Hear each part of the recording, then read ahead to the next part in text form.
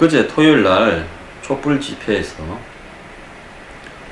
이 촛불 시위를 하던 쪽에서 미 대사관에 레이저 빔을 쐈습니다. 쐈더라고요. 초록색 레이저 빔을 쐈는데, 주최 측은, 레이저를 쏜 측은 연대기구인 사드 저지 행동이다, 이렇게 이야기하는데, 이 사드 저지 전국행동이라는 단체와 대진행동에 관련된 인물들이 그 사람이 다 그 사람이지 않습니까? 이런 식으로요, 오리발 잡아 떼지 말고 국민 앞에 사과를 하든지 잘했다라고 주장하든지 둘 중에 하나를 하기를 바랍니다. 당신들의 이런 행동이요, 부패의 문제를 마치 이념의 문제, 종북의 문제로 둔갑시키는 역할을 하는데 굉장히 기여하고 있습니다. 사드 촛불 주도하는 측은요, 주최 측은 이석기 석방을 하는 사람들과 미 대사관에 레이저 쏘는 이런 사람들을 배제시키겠다라는 발언을 분명히 하기를 바랍니다. 국민의 이름을 팔아가지고요, 좌파 이념적으로 장난을 치지 말 것을 경고합니다. 자, 문재인 후보가 기자회견을 했는데요, 그 중에서 북한 안보와 관련되는 부분에 대한 이 문제에 대해서 지적을 좀 하겠습니다. 엄격히 말하면 기자회견이 아니라 조선일보와 인터뷰를 했습니다. 북한이 핵 개발을 하는데도 개성공단을 재개할 것인가? 자, 유엔 인권 결의안에도 개성공단은 빠져있다. 박근혜 정부가 최순실이 작용했는지 이해할 수 없는 결정을 한 것이다. 개성공단은 시장 경제의 우월성을 북한에 보여줘서 우리 체제가 우월하다는 것을 입증하는 자료다. 개성공단을 저기해도 국제사회가 문제 삼지 않을 것이냐, 전 세계가 다 이해할 수 없다고 생각한 것이 개성공단 폐쇄다. 금강산 관광도 재개할 거냐, 같은 맥락이다. 북한 땅에 우리가 들어간 것 아니냐. 북으로 하여금 자기들 체제 위협을 덜 느끼게 만들어서 고립에 벗어나게 하는 데는 반드시 필요하다. 자, 그리고 당선되면 북한에 가겠다고 해서 논란이 됐다. 먼저 가겠다 했죠. 와전된 것이다. 북핵 문제를 해결할 수 있다면 북한에 먼저 갈 수도 있다라고 말을 한 거다. 북한을 협상 테이블로 끌어내기 위한 노력의 차원이었다. 전시작전권을 임기 내 환수하겠다 말했지 않냐. 그러니까 막대한 국방 예산을 투입하면서 전작권을 미국에 주니까 공군 해군력은 저쪽에 있고 우리는 육군과 보병 중심으로 간다. 이런 상태로 가면 불구 상태의 안보밖에 안 된다. 과연 문재인 후보가 국가의 이런 전투 능력을 우려해서 전시작전권을 환수하겠다 할 만큼 지식이 낮은 건가? 전 그렇게 보질 않습니다. 2007년 북한 인권 결의안 기권 결정 당시 북한에 물어보자고 결정하지 않았냐. 당시 많은 당사자들이 비망록을 갖고 있는데 송민순 전 장관 주장만 다른 사람들 비망록과는 다르다. 그래서 이걸 부정합니다. 한일 위안부 협정은 재협상해야 되냐, 다시 협상해야 된다. 합의라는 게 있었는지 모르겠다. 양국 정부의 설명이 다르다. 우리는 소녀상에 대해서 합의한 바가 없다. 일본은 한국이 사기를 친 거라고 이야기한다. 그래서 이 문제는 다시 협의해야 된다. 이렇게 말을 했습니다. 자, 문재인 대표는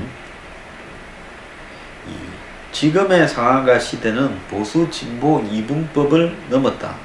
정상 비정상 상식 몰상식으로 봐야 된다. 촛불 집회에 나선 사람도 진보적인 나라를 만들어 달라는 게 아니라 정상적인 나라를 만들어 달라는 거다. 보수의 가치는 중요하다.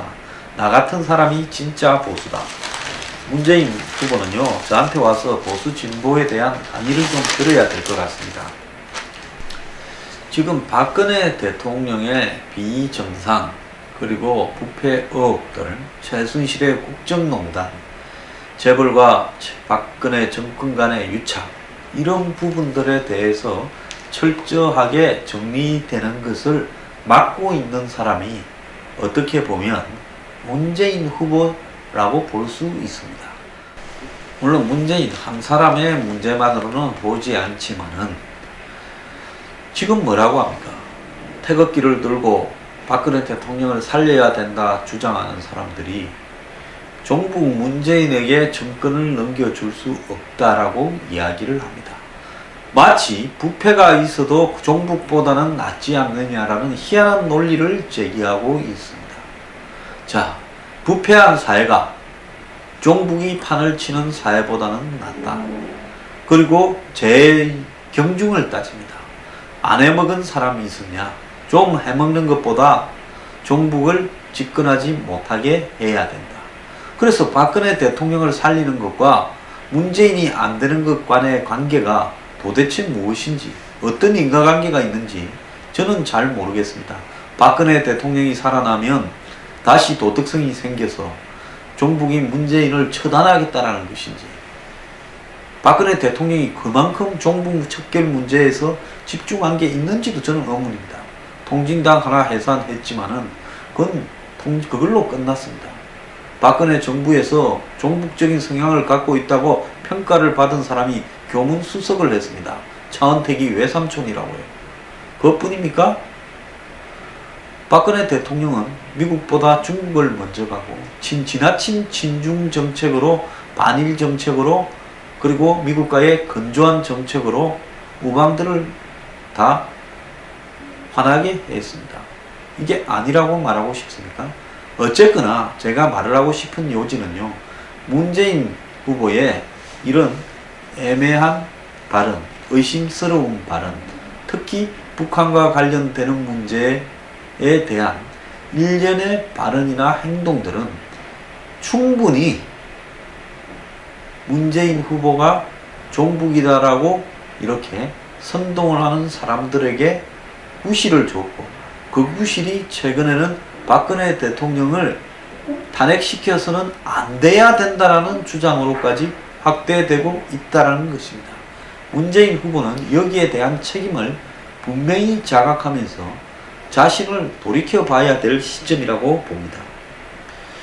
자, 문재인 후보는 사드 배치에 대해서 반드시 철회하는 것을 작정하고 다음 정부로 넘기라는 것은 아니다.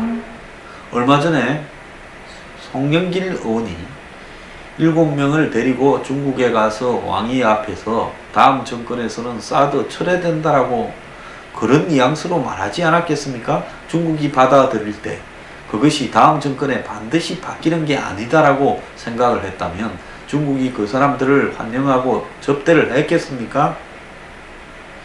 자, 그런데 한미 간의 합의가 그렇게 쉽게 취소될 수 있다고 생각하지는 않는다.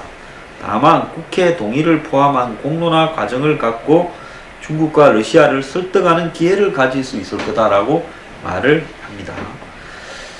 자, 중러의 반발에 밀려서 안보 차원의 군사적 결정을 바꾸는 부분이 과연 한미 동맹의 차원에서는 어떻게 이해해야 될까요?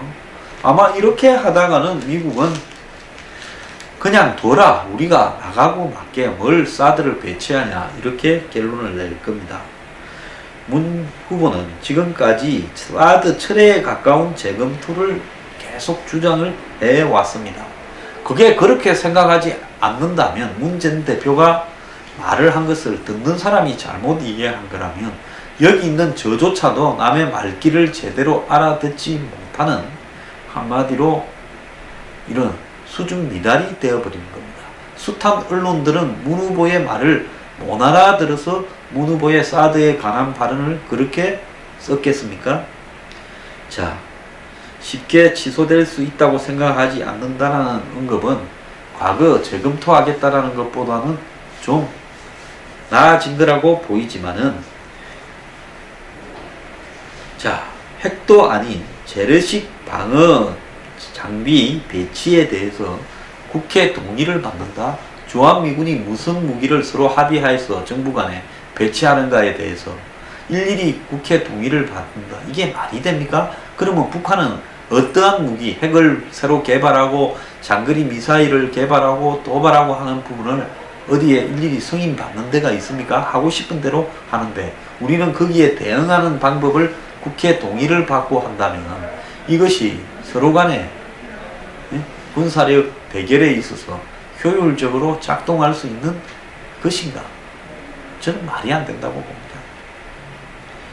우리가 마치 새로운 핵무기를 만든다든가 우리가 ICBM을 만들어서 북한을 마찬가지로 중국을 마찬가지로 견제한다.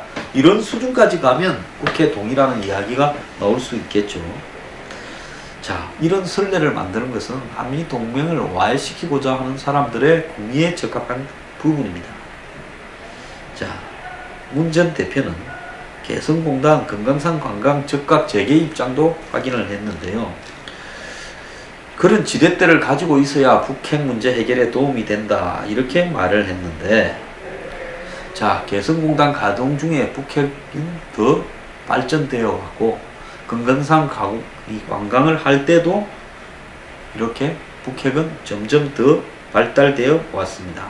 금강산 관광이 왜 중단되었습니까? 북한의 관광객 피살례 때문에 발생한 거 아닙니까? 그 부분에 대해서 북한이 재발 방지를 확실하게 약속했고 이렇게 사과를 했더라면 관광이 재개가 되었을 겁니다. 20일 출범하는 트럼프 행정부는 중국에 대해서 세컨더리 보이콧, 즉 북한과 거래를 하는 중국의 기업들이나 은행들에 대해서 전면 봉쇄를 하겠다. 그러면 미국과 거래할 생각은 하지 마라. 이런 방향으로 갈 가능성이 매우 커지고 있는데요. 지금 한국의 대선 후보 당선 1위라고 지금 나오고 있는 문 후보가 이런 식의 안보관을 가져서 과연 대통령이 될 수 있겠는가? 지금 본인 스스로 돌이켜 봐야 될 때라고 봅니다. 전시작전권만 하더라도 생각해 보십시오. 노무현 정권 때 문 후보가 비서실장과 수석 2번을 하던 노무현 정권 때 공연히 이 문제를 끄집어내어서 당시 국방비 절감을 갖다가 추진하던 정말로 이 국방비에 대해서 이렇게 부담스러워하던 부시 정부에다가 부시를 던져줬고 그래서 부시 정권은 노무현 정권을 탐탁지 않게 생각하던 입장에서 그래 던져줄게 가져가 하고 줘버렸습니다. 근데 우리가 감당이 안 되니까 연기하자부터 받자마자부터 연기를 이야기해서 지금까지 연기되어 왔고 그리고 이 문제에 대해서 연기를 시키기 위해서 이명박 박근혜 정부에서 기울였던 노력이나 미국에 지불한 대가가 얼마나 큰지 모릅니다. 자, 그럼에도 불구하고 문재인 후보는 군사적, 전략적, 기술적 문제를 정치적 차원에 입각을 해서 또 전시작전권을 환수받겠다. 이런 이야기를 하고 있습니다. 전시작전권 환수가 곧바로 주한미군의 지휘 변동으로 연결될 수밖에 없다라는 현실을 문 후보는 도외시하고 있습니다. 믿는 사람이 전시작전권을 환수해도 주는 미국의 입장은 그래 갖고 가라. 그러면서 너네와 우리의 관계는 철저히 정리를 하자 내지는 계산관계로 가자. 이렇게 하는 입장일 거고 만약에 믿지 못하는 사람이 그걸 넘겨달라고 하면 미국의 입장은 저는 반미라서 저러니까 이번에 넘겨주고 주한미군 빼버리자. 이런 입장일 겁니다. 이런 입장에서 문재인 후보가 안보관에 대해서 정리하지 못하면요. 제가 여기 장담을 하겠습니다. 아무리 문 후보가 지금 독주하고 있고 박근혜 탄핵을 맞이하고 있고 그리고 이 기존의 보수 정권에 대한 국민의 분노가 높다고 하더라도 안보관을 이따위로 가져서는 대통령에 당선될 수 없다라는 부분 그리고 미국하고의 관계가 절대로 원만하게 굴러갈 수 없다라는 부분을 문 후보는 알아야 될 겁니다. 자, 뒤에 누가 있는지 문 후보 뒤에 안보 정책에 대해서 조언하는 또 다른 최순실 같은 사람이 있는지 문 후보는 국민 앞에 밝혀야 됩니다.